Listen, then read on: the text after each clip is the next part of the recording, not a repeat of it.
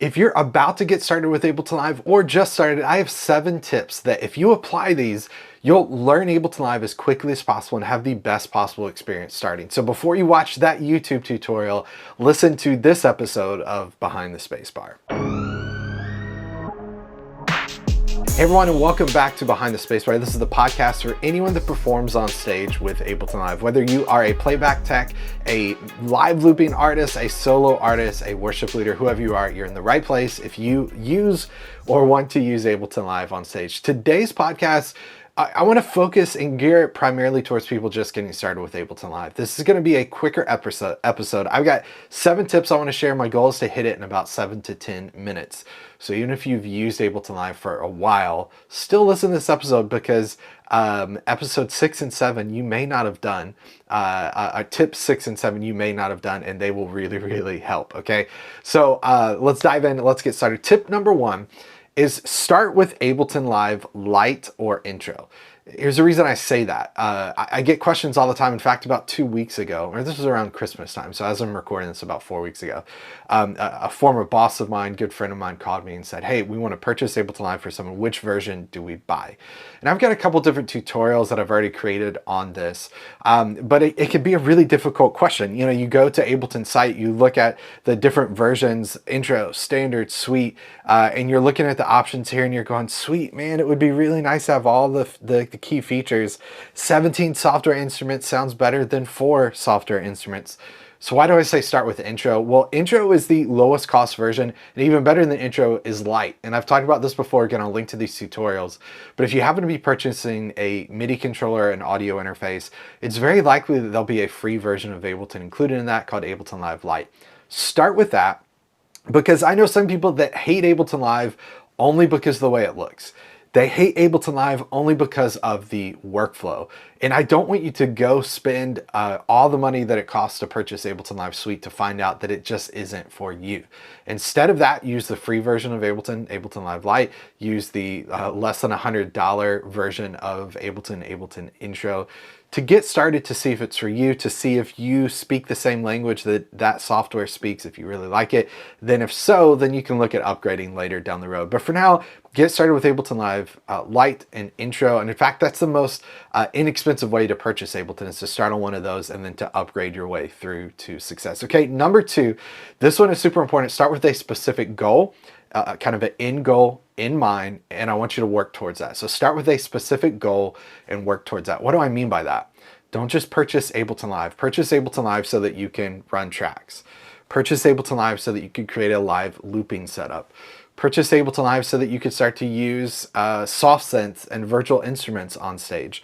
Purchase Ableton Live so that you can multi-track record your band. Purchase Ableton Live so you can use it as a tool to capture and write songs with. Purchase Ableton Live so you can produce original music. Start with some sort of goal, because that's going to shape the types of things you need to learn. And starting with that goal and working towards it is going to make it a lot more successful than just this very kind of open-ended, I want to learn Ableton Live. If you just have the goal of learning Ableton Live, I think you're going to give up pretty quickly, or you're going to give up as soon as you hit your first roadblock. The first time you try to warp a track in Ableton Live, you're going to go, man, why am I doing this? I'm going to go back to Pro Tools. Well, you're a wise person, so you're definitely not going to go back to Pro Tools. But I'm going to leave Ableton. I'm going to start using this software. I'm going to go back to that software. But if you have that end goal in mind, Stephen Covey, 7 Habits of Highly Effective People. He says, start with the end in mind. I believe that's habit number 1. Probably one of the habits is remember the other 6 habits, and I can't remember those right now, so I'm not a highly successful person. But 7 Habits of Highly Successful People, start with the end in mind. Where do I want to go with this? Visualize that, picture that, and work towards it. Number 3, learn how to read the map. Now that sounds like something that should be one of the 7 habits of highly effective people, but here's what I mean by that when I say start with the map.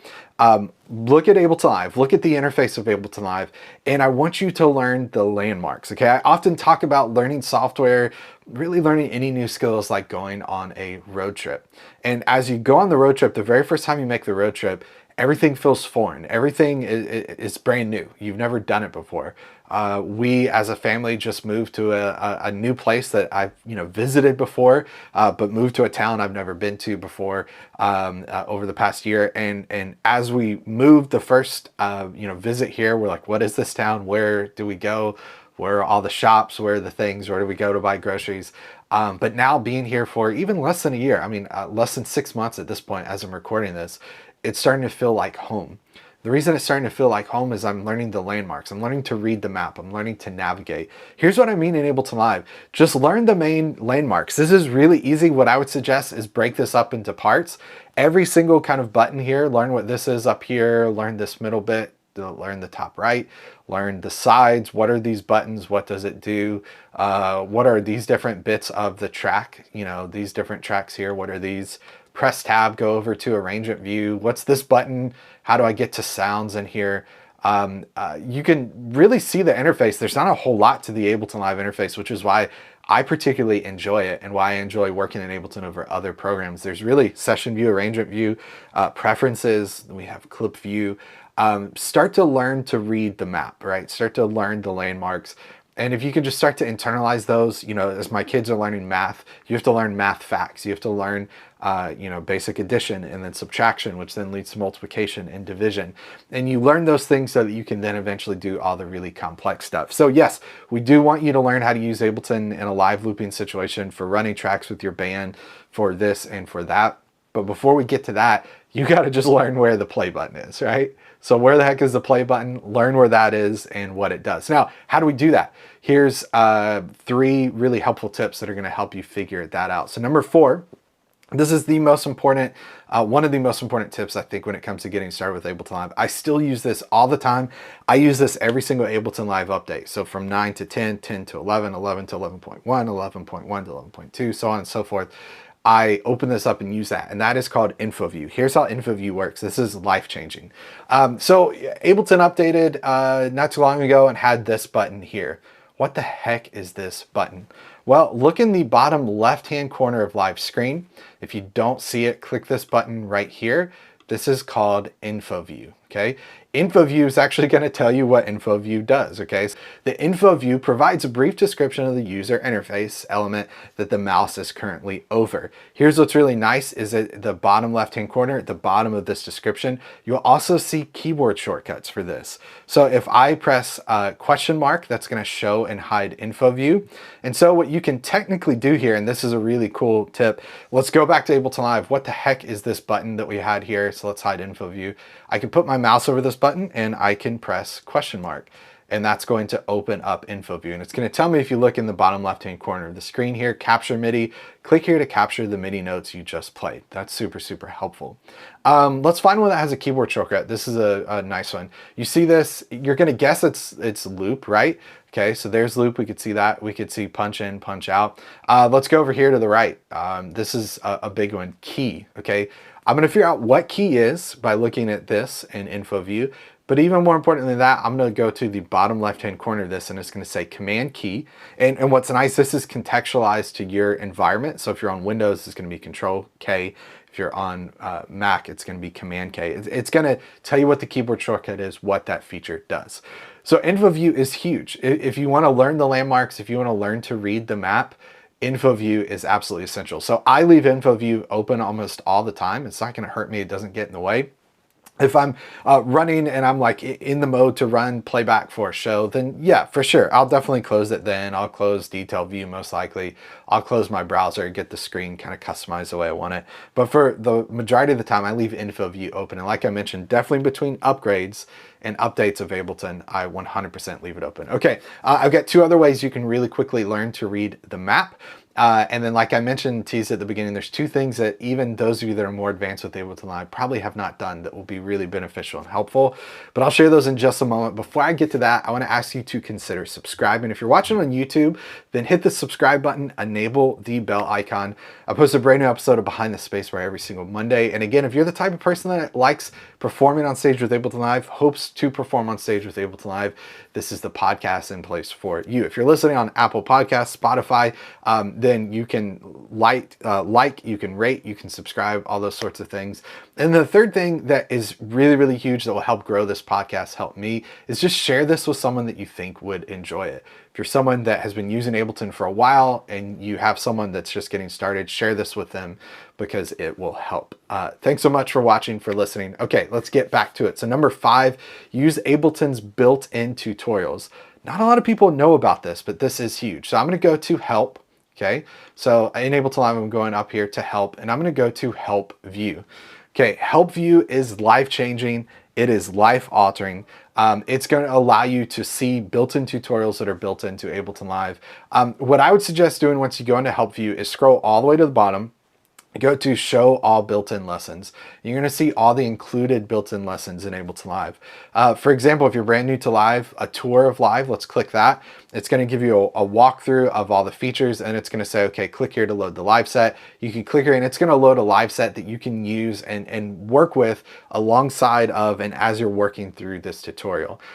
This, I think, is a much better way to learn how to use Ableton Live than to watch a YouTube tutorial of someone who knows, that's walking through this and who knows how well that person actually knows Ableton Live. I've watched so many tutorials, and maybe this doesn't bug you, but I've watched so many tutorials where someone's in arrangement view and they go, okay, so I'm in session view here. I'm going to press the tab and I'm going to go over to clip view.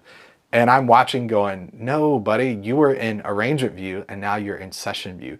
That may not bother you, that may not inhibit you or hold you back from learning how to use Ableton Live, but learn how to do it the right way. And so built-in lessons using Ableton's built-in help view is massive. And so you could see, again, see all those tutorials there. So if I do help view, you could see kind of the new stuff, learn what's new in the software. You can click through and it's going to take you through the devices. So much really good stuff in the built-in tutorials and lessons in Ableton Live. Okay, number 6, this was the very first episode of this podcast. I called it RTFM, read the blanking manual. One of the most important things you can do. In fact, I think possibly the biggest thing that will help you actually learn how to use Ableton Live is to read Live's manual. Here's how you get to it. If you're watching on YouTube, you can see this. I'll also talk it through for you on the podcast here.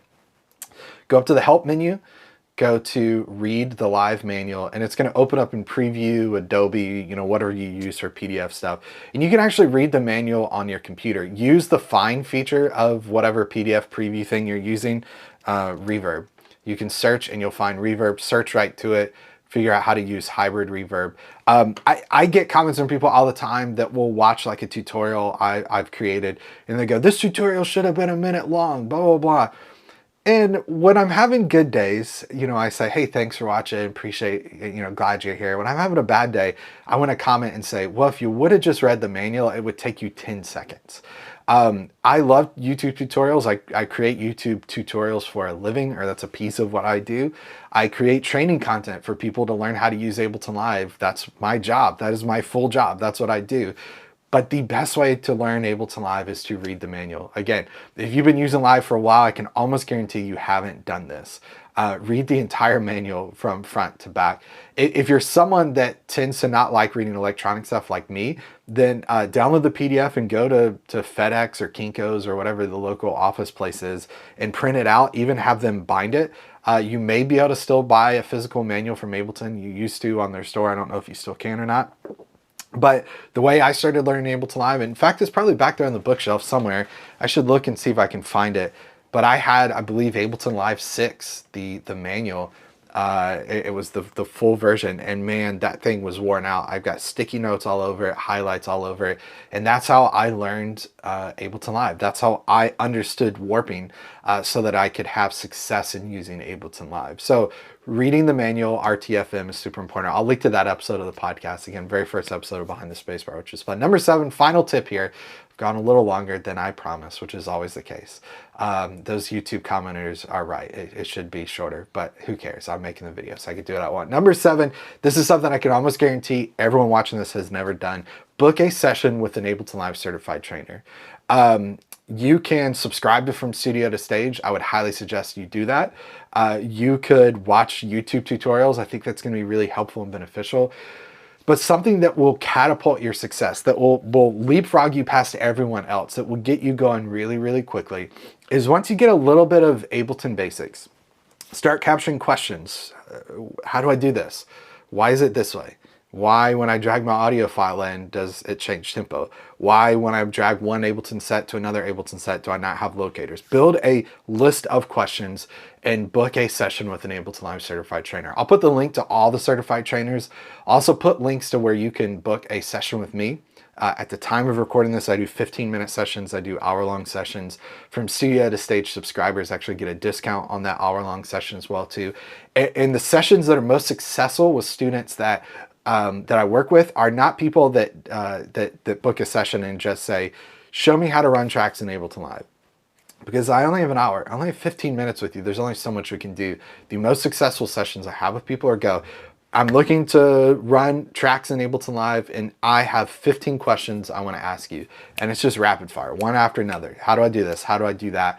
And at some point in the conversation, a bell goes off for them, a light goes off for them, and they go, oh, that's it. Or, yeah, that's right, you're heading me, pointing me in the right direction. Or, hey, this is what I'm thinking. Does this make sense to you? So it's well worth the money to book a session with an Ableton Live certified trainer, someone that Ableton has said, this person knows what they're talking about, they can teach well, they know multiple context of how Ableton Live is used. It's going to be of great benefit to you. So that's 7 tips that I hope to do in 7 to 10 minutes, that now we're looking at 16 minutes, that will help you get up and running if you're just getting started with Ableton Live. Again, if you know someone that could benefit from this, share the link to this podcast episode either on YouTube, Apple Podcasts, Spotify, wherever you watch or listen. And again, if you're listening on one of those podcast platforms, do me a favor, give us a rating, a review, share it with someone that you think would enjoy it. If you're watching on YouTube, hit the subscribe button, enable the bell icon, because I don't want you to miss out. Brand new episodes of Behind the Spacebar on Mondays, brand new tutorials on Fridays. I will see you next week here on Behind the Spacebar. Take care, everybody. Have a great week. Bye.